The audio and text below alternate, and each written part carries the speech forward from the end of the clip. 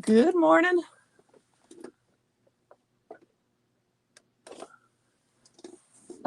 Or afternoon, actually, technically. I think it's morning for a few more seconds. Hope everybody is doing well. Gonna wait a minute or two for everybody to get on.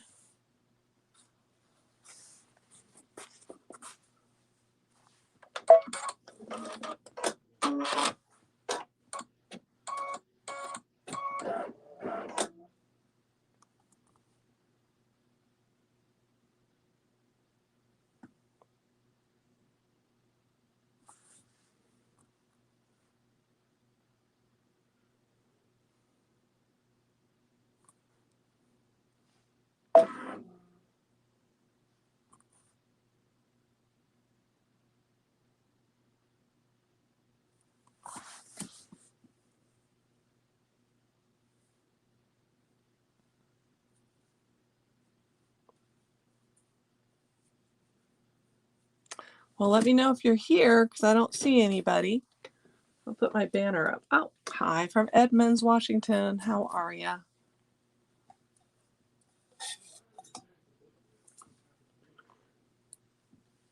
I need to adjust this camera a little bit. Sorry.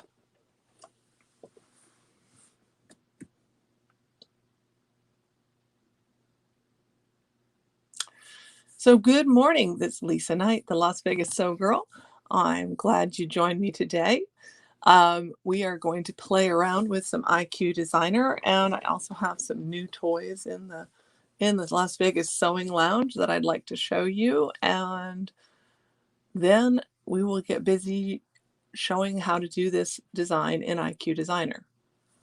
And while I was getting ready, I was stitching and I had a little bit of an accident, which is okay. It has set my thing off just a little bit, and so I'm going to start again with the newer one, but we'll get going. It might just be me and you, Miss Edmonds, or Ms. We'll just go with a Ms. from Edmonds. Today I have, it says my mic is muted. Oh, that's the other mic is not. So let me know if you can hear me, see me okay. Don't want to keep going and not know if everything is working properly. It's been a little bit of a little while since I've been in and done anything in the sewing lounge. Was out of town for a couple weeks and then got back and needed to do some things around the house, and now I am ready to do some fun stuff. Hi from Hillsboro, Missouri. I bet the weather is starting to get a little chillier where you are, and here it's getting cooler, but cooler means nicer and more tolerable. Audio and video are great. Thank you. I'm using StreamYard as my streaming service, so there was a message at the beginning. So if I don't call you by name, it's because I can't see your name. Not a big deal, but just so you know. So today, what I'm going to do is I'm going to do a project on the Solaris 2. I have a Solaris 1 that's been upgraded, and it's on the Solaris, and it's in IQ Designer. And I'm going to do that, and then I'm going to show you how to use the magnetic hoop from Baby Lock. I thought I was having a problem with the magnetic hoop just a minute ago because I was stitching the candle wicking around this design, and I left the room for 2 seconds, and this is why you shouldn't leave the room. I heard this ticking noise. I said, uh-oh, this hoop, something's wrong with the hoop. Well, it wasn't the hoop. The tripod that I have on the table that holds this camera, the leg was hitting the embroidery unit. So I went off registration a little bit on the design I was stitching.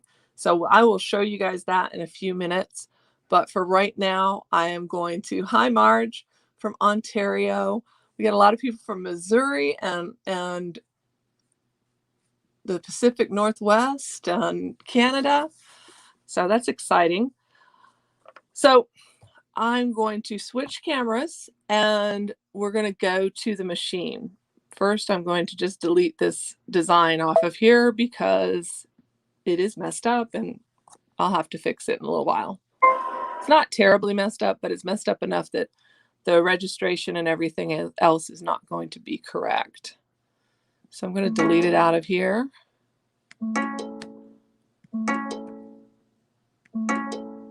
I do have it in memory. But we're also going to go create this design. So I'm going to switch cameras right now. So hopefully, let's get rid of that too. And let's go to the house, to IQ Designer. I had this set where it was looking good. Now it's not looking so good. Well, we may have to just live with what we got because I need you to be able to see both the top and the bottom of the screen without too much difficulty. And I am using a wired mouse so that my hand won't be entering the screen area constantly. So this is your home screen on your Solaris. If you have a Solaris 2, it may be a different background color, or you may have added a photograph or whatever you want to your LCD screen. So I'm going to go to IQ Designer. And when that opens up, it looks like this. So let's see. And the first thing I'm going to do is I am going to go to my shapes icon. This is also called the stamps icon in the manual. So depending on what you like the best, that's what I call it, the shapes icon, because it's filled with shapes, lots and lots of shapes. You've got basic shapes here. You've got more intricate shapes on the second tab. You've got, and these two tabs are considered closed shapes. And what that means is that every single edge, even on these flowers, each part is closed. There's no openings in that design. For the design we're doing today, we're going to go to the open shapes category, and you can see that some of these have openings, some of them don't. We're going to use this one, but I'm going to finish explaining these icons at the top. This one I would call a stamp key or outline key, because in embroidery, when you have an embroidery design and you want to be able to put stitches around it, to surround it with stitches, this is the key in Embroidery Edit that you're going to click on that's going to give you an outline of your design. Hi Birdie, how are you? Glad you could make it. And when you come, it'll put it in memory and it'll tell you where to look for it, and it's going to be in IQ Designer. And a lot of times people think, oh, I need to go to my pocket, my memory pocket, to find that, and you won't find it there. You will find it in your shapes key. And then this is your hoops. So let me click on that so you can see. So see, I have lots of different outlines so that I can come back and put designs around these designs. I do need to do some fall cleaning and get rid of a lot of it, but that's what's there right now. So now this one that looks like a hoop is exactly what it looks like. It is a hoop, and it has all the hoops that are available for your Solaris or your Destiny or any machine that has IQ Designer or Design Center, depending on which brand machine you have. I typically default to talking about Baby Lock because I'm a Baby Lock educator, but we know that Brother has not IQ Designer, I believe they call it Design Center. So they have a similar format. So I don't want to exclude anybody. So this is hoops. So if you wanted to, fill the hoop with stitches, this would be the way you could do it. You could pick your 10 and 5/8 by 16 and click on it and then put a fill and fill the whole area. I do this a lot when I'm doing like the backs of pillows, or if I am trying to make an edge-to-edge style fabric. This is one of the ways I do it. So we're going to go back to our swirly one, because this is where we're going to play today. So we are in what's called open shapes. Technically, all of these shapes have some sort of an opening somewhere. The one that I'm going to play with, it really doesn't, but it does have like this extra little piece here, the stem. And I think that that's where they consider it an open shape. But we're going to click on that and say, okay. Now we've got our shape. For what I'm doing, I did not change anything about this. I left it alone. I did go and double check to make sure there weren't any openings anywhere else. The only place where it's open is where this stem comes up to this part of the leaf and they don't meet. That's really all there is. So you can definitely use this. You could erase that stem if you didn't want it. I'm using it for my design. So then I'm going to click on a run stitch because we're going to make an applique. I'm going to click on a run stitch, change the color, come back and fill up the paint bucket. So this is where all of the stitch attributes are for run stitches, for the candle wicking, for all the fancy stitches. It's up here. So if I did that too quickly, let's go back real fast. Click on that tile, or you could click on the one that looks like a little piece of paper. And you'll notice you have drawing tools up here and you have stitch attributes here. We want the run stitch, but if you click on the one that looks like it's got a little row of flowers, it opens up a whole lot more for you to be able to choose from. We're not going to use those today, but that is there, so you know that it's there. So we're going to get that run stitch. We're going to select a color.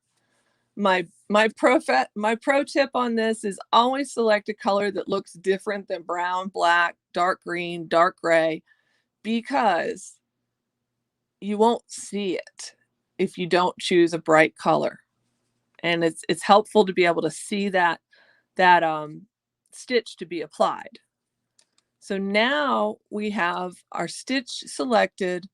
We have our stitch, a color selected. And what we need to do is actually apply that stitch to the line.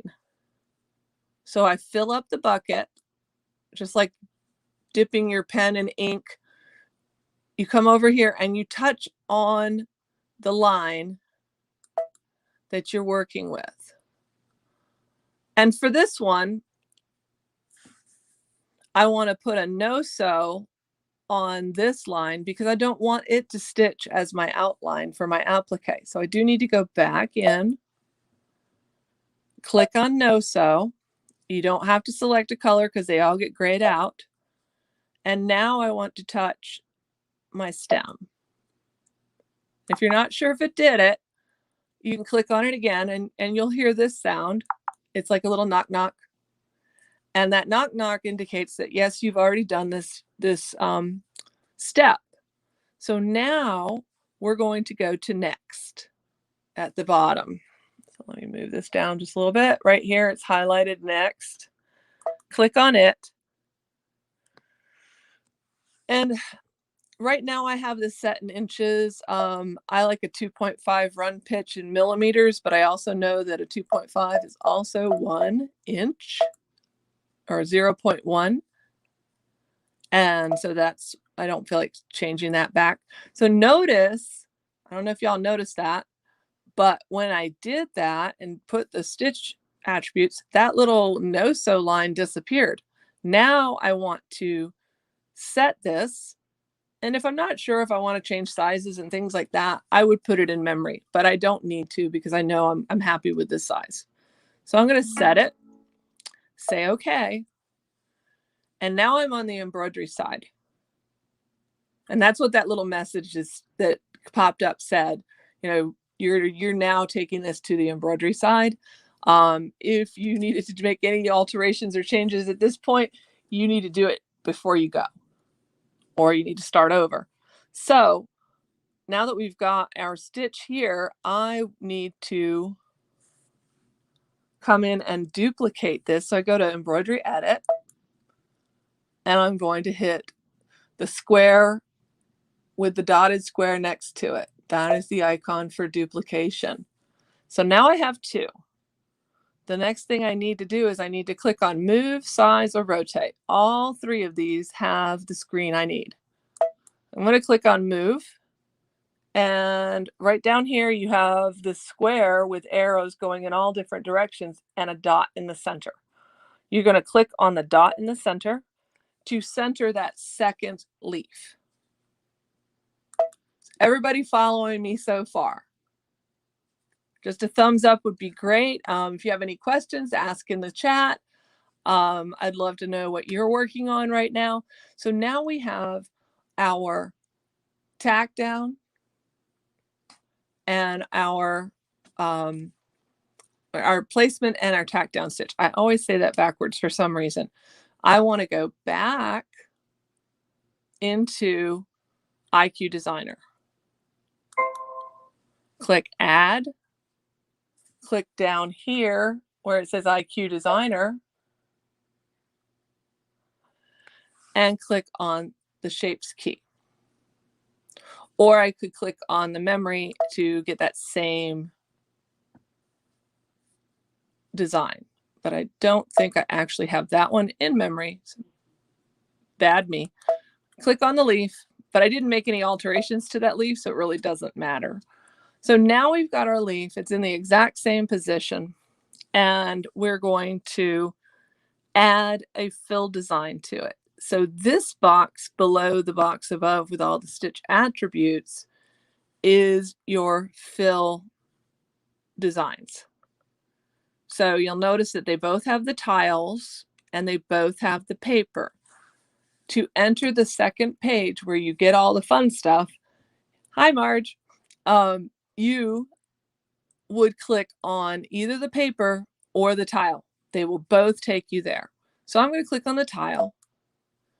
And just to explain the area, this is your fill stitches. You know, when you have a filled stitch, a normal embroidery fill, like just a design where the whole area is filled in. That's what this indicates. These are stipple stitches right here. So that's going to give you your real pretty stipple. It's going to look super professional and gorgeous. Then these are your decorative fills. This is what I call the fun spot. So, and if you have a Solaris or a Solaris 2, right now I believe you have 42 fills. And if you've been with me for a while, you will also know that I show you how to take these fills and make more fills. So you really have, I can't say unlimited because that wouldn't be the truth, but you have a very wide open field for fills, and you could make fills that nobody else would make. So you have a great opportunity for making some really fun fills. So I'm going to scan back up real quick. Oh, maybe not real quick. I'm using my mouse and it's not cooperating. Let me come over here. And so you've got lots to work with. For today, I wanted it to look really leafy because it's a fall leaf. So I chose 037, which I think looks like just a wild forest of leaves or a beautiful ground cover of leaves on the ground. So, you know, use your imagination and play with it. So I selected my fill that I wanted. I came down and selected a color. Now I need to say, okay. Now, once I've done all that, I need to go to that bucket, just like before. It's like, you know, filling up your paint brush with the paint. And don't get confused with brushes and paint, because this makes brush strokes. This like pours it, like you're pouring paint. And I know that's a fascinating hobby on the internet right now, is pouring lots of paint on a canvas. I think it looks really fun, but I also can't get beyond the fact that I would make such a mess. All right, so we have that done. The next thing we want to do is deal with our lines, our outline, and our stem. So I'm going to come back up to my line properties and click on those. The first one I'm going to grab is my candle wicking. And I'm going to choose a bright color so we can see it. And now I have to fill that bucket so I have something to apply. And it did it. Then I'm going to come back up here because I don't want candle wicking for my stem. I think I'd like to use this really cool chain stitch. Choose a color. My bucket is still selected, so all I need to do is touch on the stem area.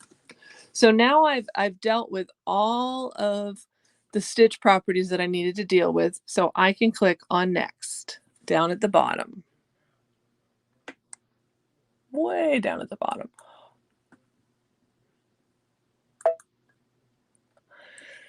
So this is where it gets really fun. I'm going to try to adjust this. So, oops, sorry. Didn't mean to make a big adjustment, just a little one. There we go. That's better.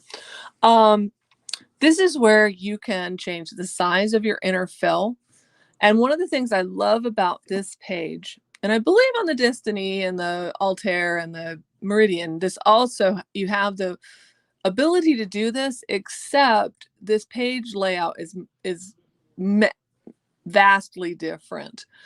But what I like is the fact that you can actually scroll through your design areas that you're working with. So if I hit this right or left arrow, it's going to take me to the next stitch area and then the next stitch area. And the other thing I like is that it has a little graphic up here, so I know where we're playing. So right now we are dealing with the Leafy Fill. And for this one, I wanted it to show up. I wanted you to be able to see the leaves. So I made it smaller. I think I went to 85. I'm pretty sure. And this box here can change the angle of your design, of your fill. For this, I really didn't do anything with that because I didn't feel like it was going to really do that much in the changing of this. This would stitch an outline stitch around your area. In an update a few updates ago, it came out so that was always defaulted on in the Destiny, and I don't think in the Meridian or the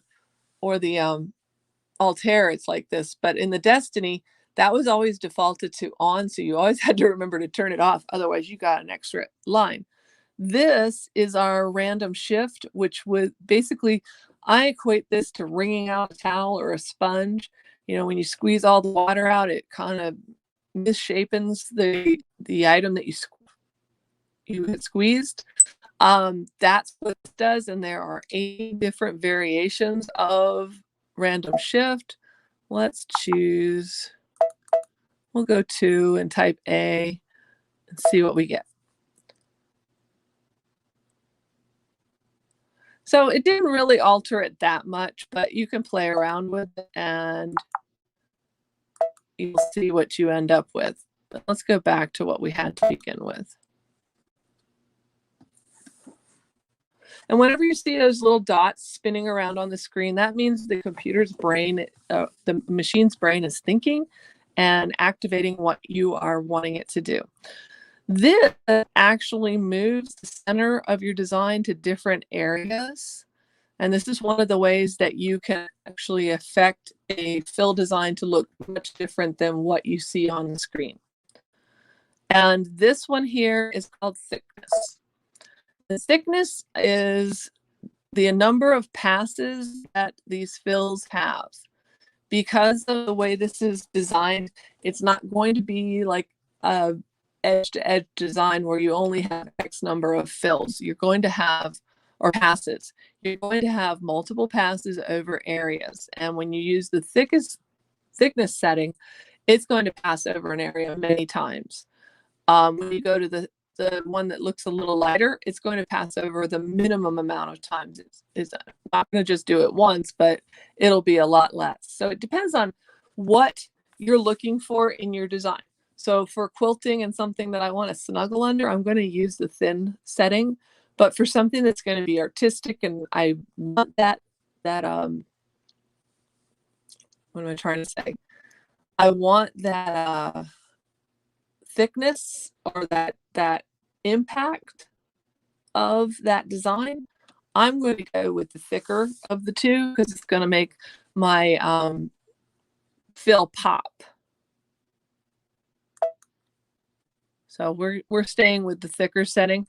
And at this point, you probably want to save this in memory. Because if there's an adjustment you want to make, if you don't save it in memory, you're going to have to start all over.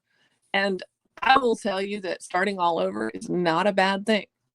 To be very honest, that's how a lot of us educators have learned how to utilize this to the point that we remember and could talk somebody through it without sitting in front of the machine, is that we started over, and started over.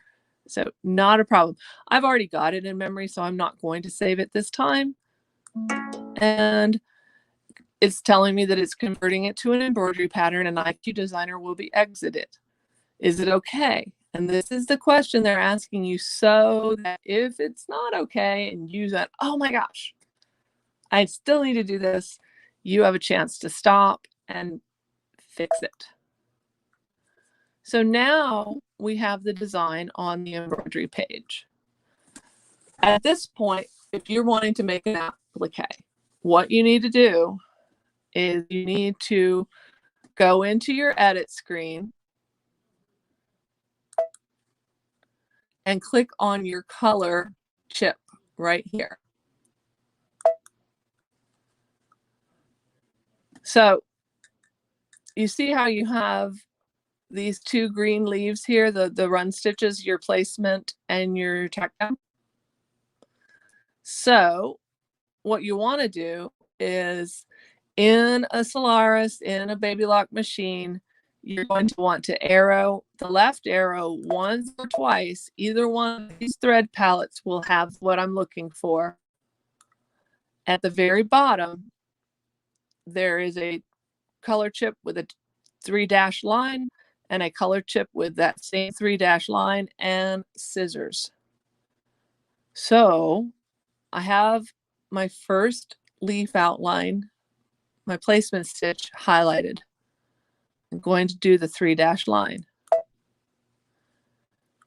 I don't know if you can see this right here, but it says applique position. So that is now designated that as the applique position stitch. This, we're going to click on the scissors and the dash line, and then up as applique material, and say OK. So now once we have it here and we're all set, we're ready to go, we are going to want to save it to a flash drive if we have a digital cutter.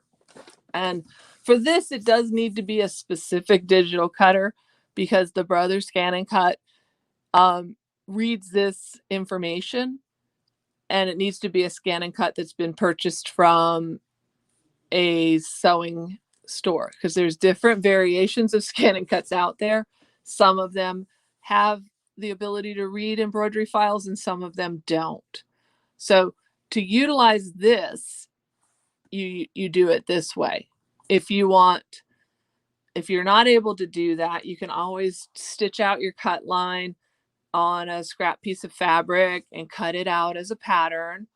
Or if you have software, you can bring it into software and you can print yourself a template. The other company that I represent is Dime, and they have a wonderful product called Print and Stick Target Paper. And that's a great way to print your template if you don't have a digital electronic cutter.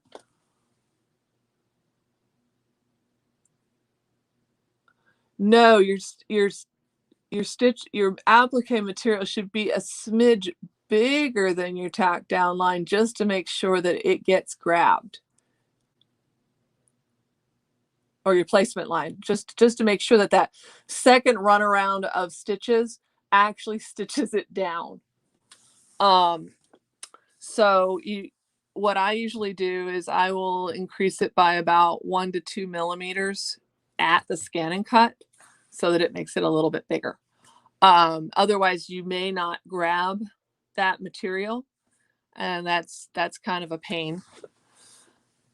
So you're going to save it to a flash drive right here, and then you'll take that flash drive to your scan and cut and tell it where you want to do it. I'm going to bring up, I don't know if I can bring this up and you guys can see it. But see, I've got my scanning mat right here, and I have already cut one of them out and taken it out and utilized it. The other one is right here, or somewhere right here, right here.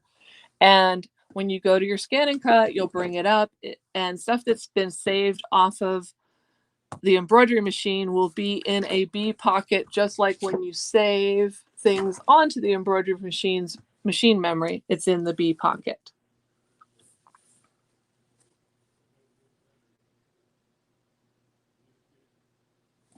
You're welcome. It took me a while to figure this out too. So and I had all kinds of issues this morning because I've been using my scan and cut a lot more than I have in the past, because to be perfectly honest, I started with Cricut, and Cricuts are, I just know Cricut a lot better than I do scan and cut. So I'm working on getting better with my scan and cut, but I have been doing a ton of patches for Dime, because I've started back doing live demo shows for shops, and we have a new product and a new software called Patch and Applique Maker. And so I've been using the scan and cut to cut a ton of patches, and I will tell you why I was having a problem this morning in just a moment. So you've got your item here, you saved it, now you've gone and you've cut out your designs. There's two ways you can do it. You can have a fabric mat, designated fabric mat, and then you don't have to do anything to your material. You can just cut it straight. Or you can add some sort of a heatable material to the back of your fabric, like Heat and Bond Light, Wonder Under. There's a ton of them on the market, and they will have a release paper on them as well as a glue side. You would iron the glue side on, you would take it to your scan and cut, and you would put your fabric side up on a regular mat, and then put the paper side that's the backing of the fabric. I think I have a piece here that's got, yes, it does.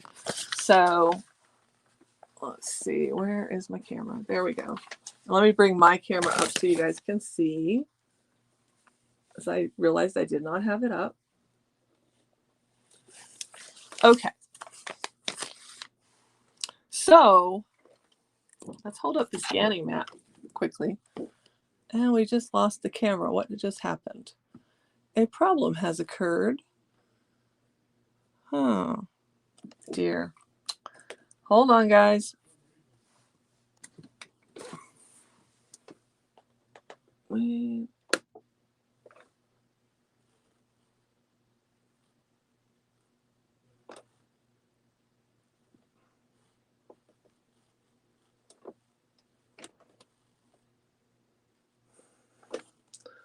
Well, what the heck?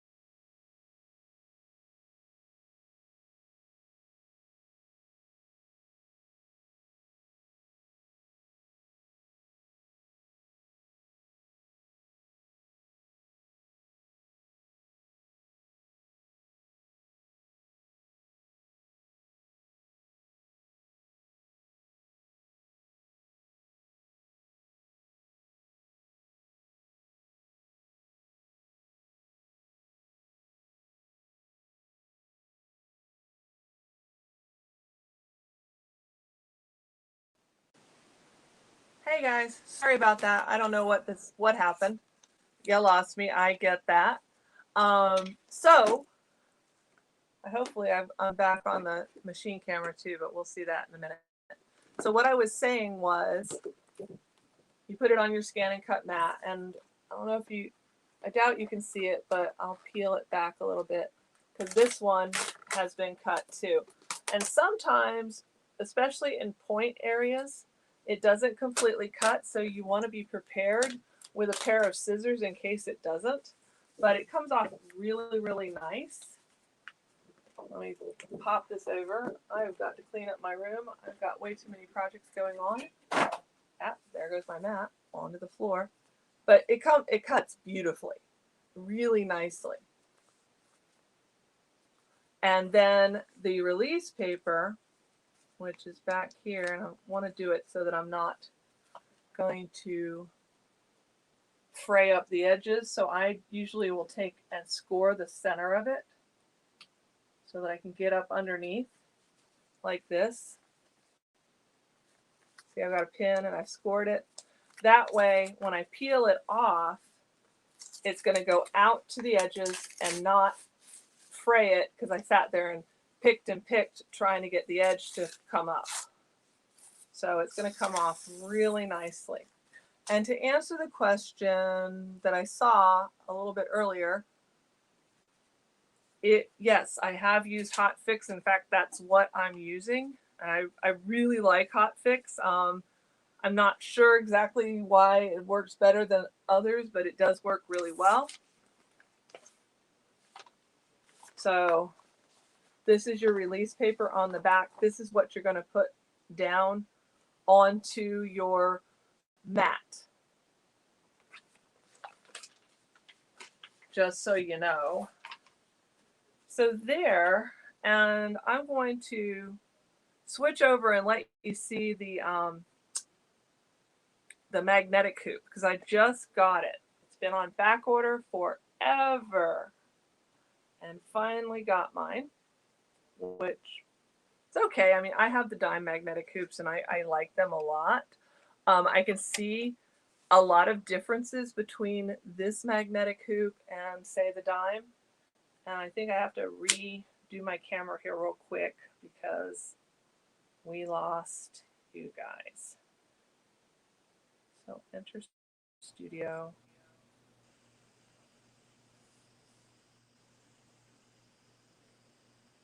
I need to change the camera.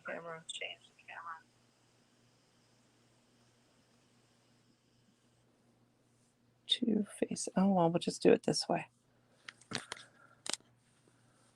Hopefully you guys can see this. So this is the new magnetic hoop. These are extremely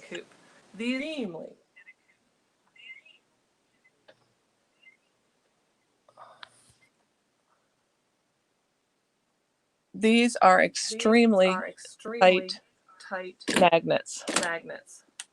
You really want to watch your finger. And why is this not turned? Camera, let's turn it around. Oh. There we go. I'll just turn this around so you can see it. So the magnets are super tight. I'm going to mute this.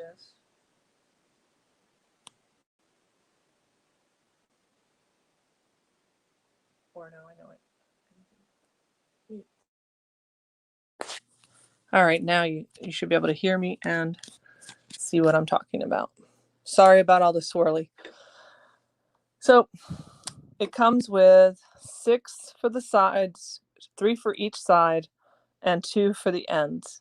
There are 2 smaller ones for each side, and then 1 really large one. It also comes with this little lift, which at first I thought was kind of funny, but after I started messing with it, you need them.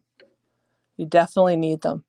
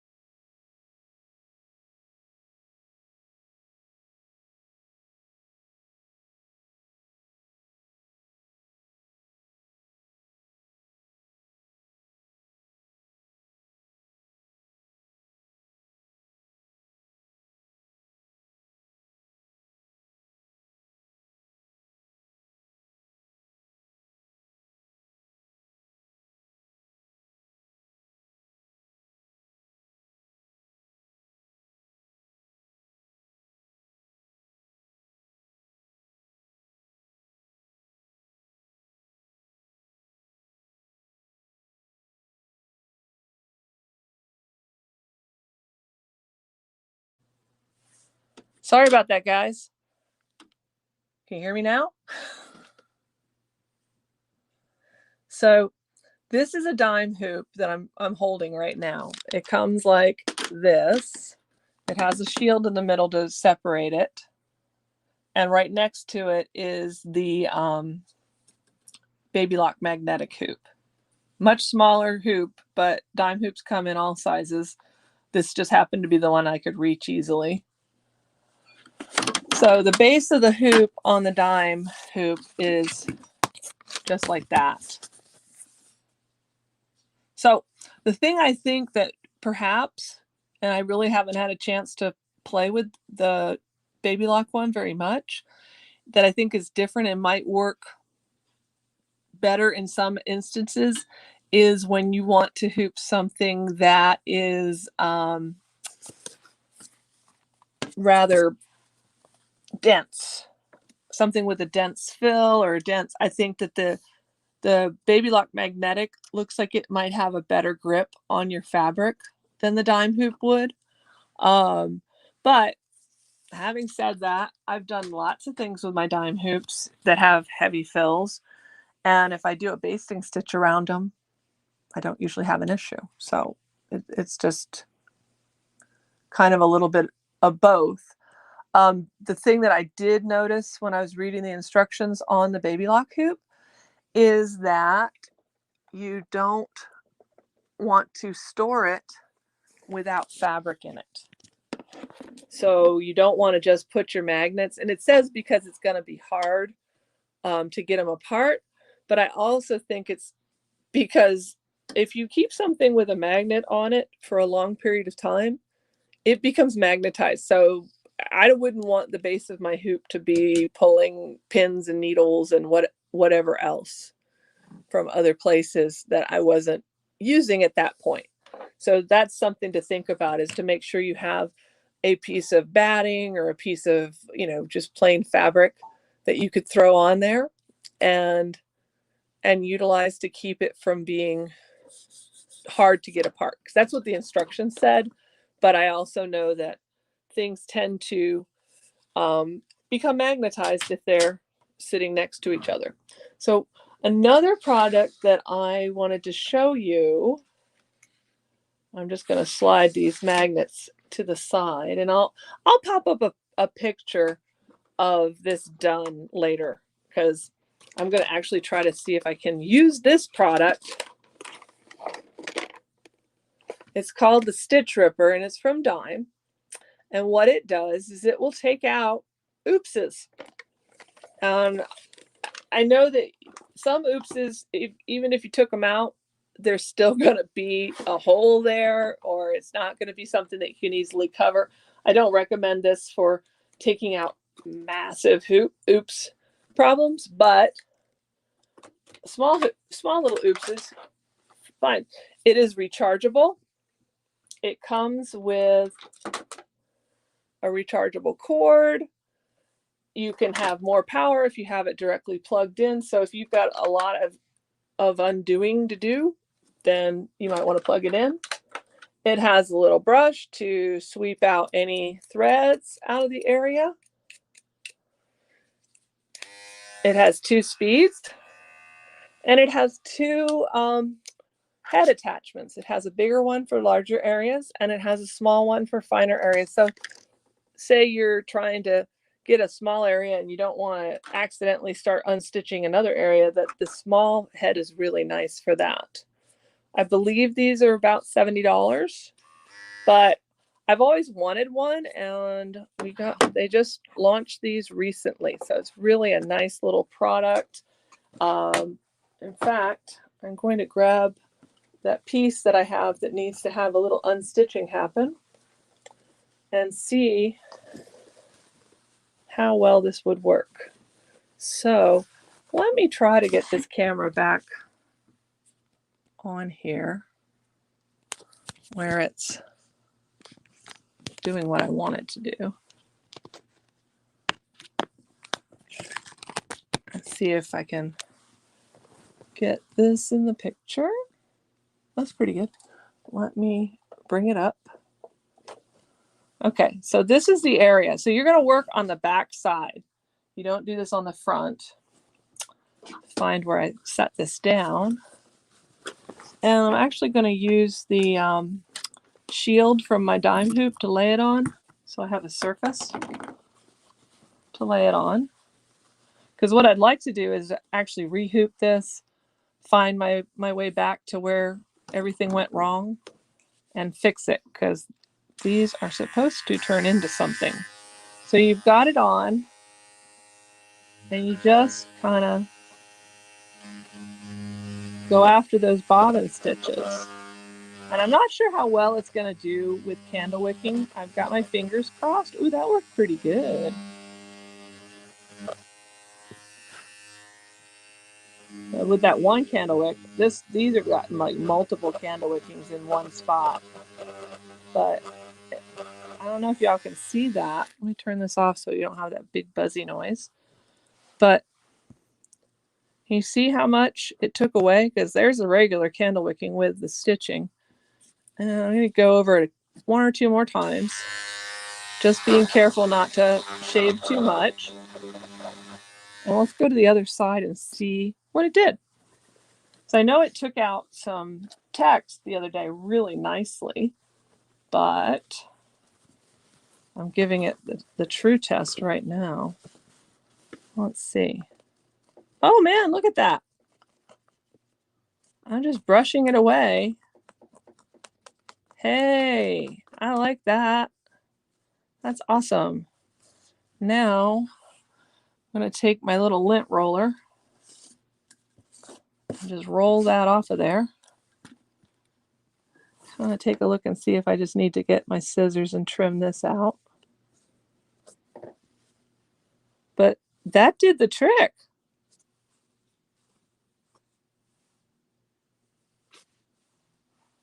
I have not tried disposable razors. I'm sure that would probably work, but this works super fast. And as long as it's not like a huge design, it's got so much fill stitches in it. And, you know, you may, if you're going to stitch over that area again, you may want to put some stabilizer behind it. So in case the integrity of the fabric has been compromised, but you're going to put stitches over it, it might just work for that. So now I can come back in and I could use my scanner, scan this, get it just in the right spot, and get my stitch to be right here, and I should be able to stitch that just fine. It's going to be pretty. Yay. Love it. Love new products. Love when they work. And this, I would say, worked really well. But you do have to be kind of judge what you're trying to remove and how much it's going to be. But I would say that probably utilizing a fusible stabilizer behind the area that you unstitched would do the trick for making sure that that area was still had integrity and you could stitch in it.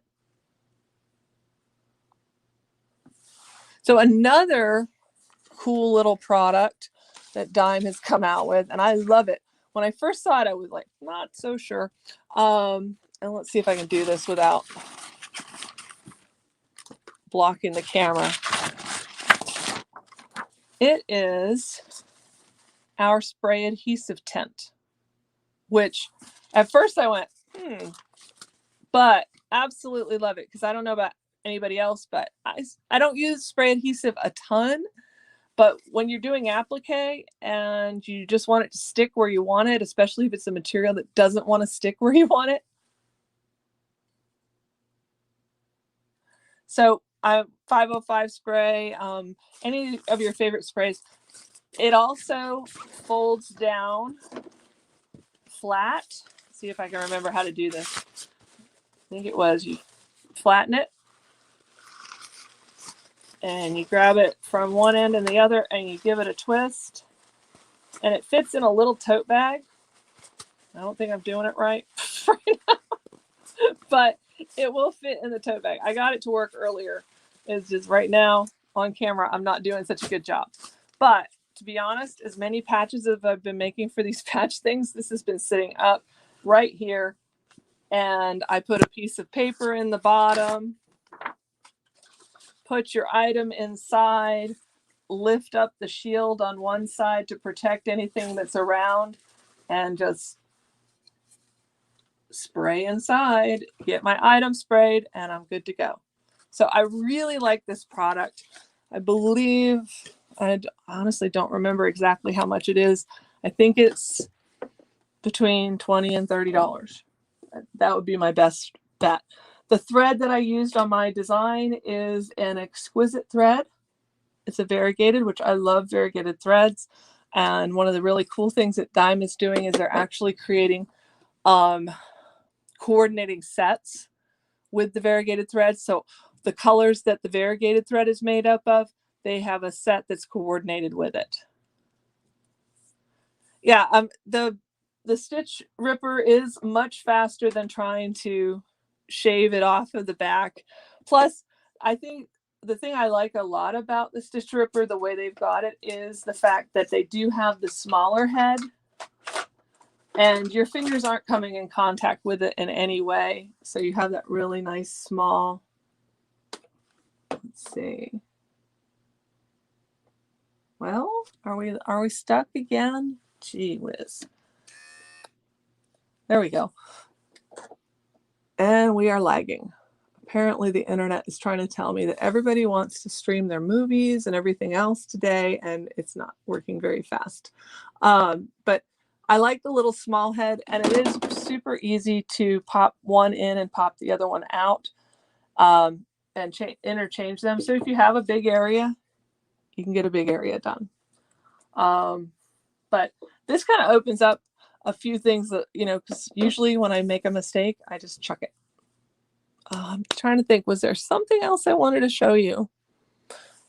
I think that's it for now.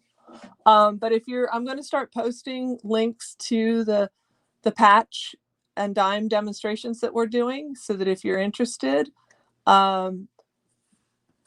and you could tune in and check it out. I know that when at events, there's always better pricing than there is just walking into the store.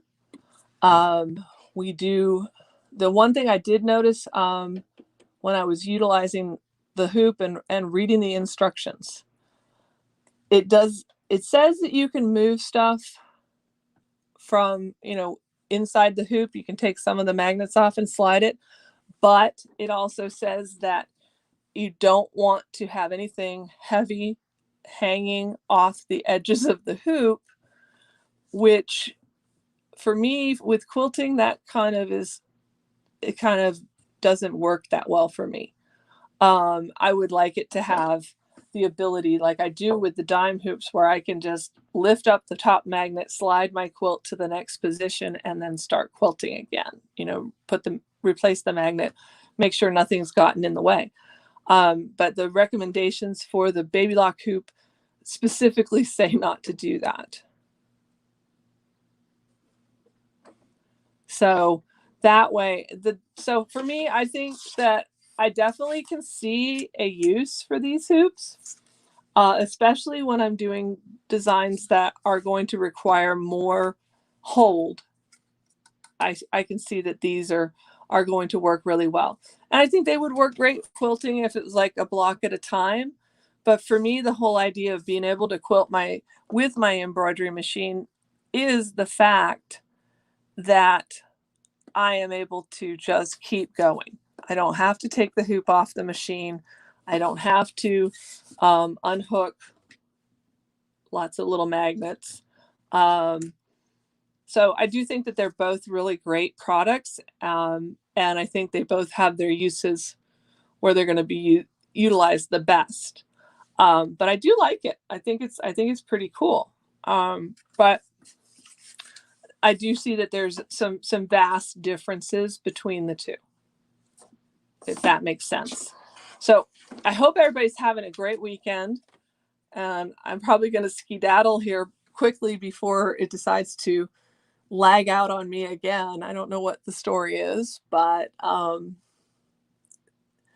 and I will be back next Saturday with some fun. And I'm also going to launch some classes that you guys can take. These will be paid classes. They'll be full classes. So a lot of times what I do in my demos is give you enough information for you to play with it. But then I like to take that project and then turn it into something. So probably you'll see this design as a pillow. And I'm putting together some outdoor yard flags, fall yard flag. So I'll have sometime this week, I will have some class projects up, and you guys can come and take the class with me on a Saturday afternoon, and we can have some fun, or we can do it a different day during the week. Actually, I'm going to put some queries out there on the Facebook group and ask you, what days are best for this? Because I want to make sure that it's when everybody can participate and enjoy. So everyone have a wonderful weekend.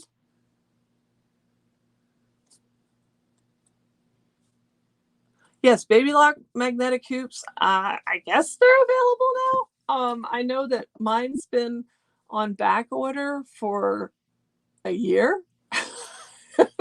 I got my Solaris last year, and it was part of that order. And I had contacted Baby Lock and said, hey, I every couple of months I'll contact and say, well, what about my hoop? Is it in yet? And at first it was because we wanted to make sure that all the the customers got theirs. They don't usually fulfill educators' requests before they fulfill yours. And then it just seemed like, well, I wasn't pushing. And luckily I have the dime hoop, so I was okay in the hoop department. And I contacted about a week ago, and they had said, oh, my order had been canceled because it was on back order for so long. So they had some in the warehouse, and they sent me one. So I don't know for sure, but it'd be a good idea to check with your retailer and see. Because I know that for me, mine were on back order so long that I guess something tripped in the system that it tossed it out. So it had to be because I just asked, are they in? And they were. But I don't know if that means there's enough in that's going out to dealers, or what that really means. So that's not really an answer. I apologize for that, but that's the answer I have. So have a fun weekend. Look for my little question emails, because that always helps me figure out what you guys would like. Because I've been putting together a few little ideas for fall and Thanksgiving. And then I wanted to do some sort of like weekly quick and easy gift classes. So let me know what you think about that. So have a great weekend. Take care. And I will talk to y'all soon. Bye.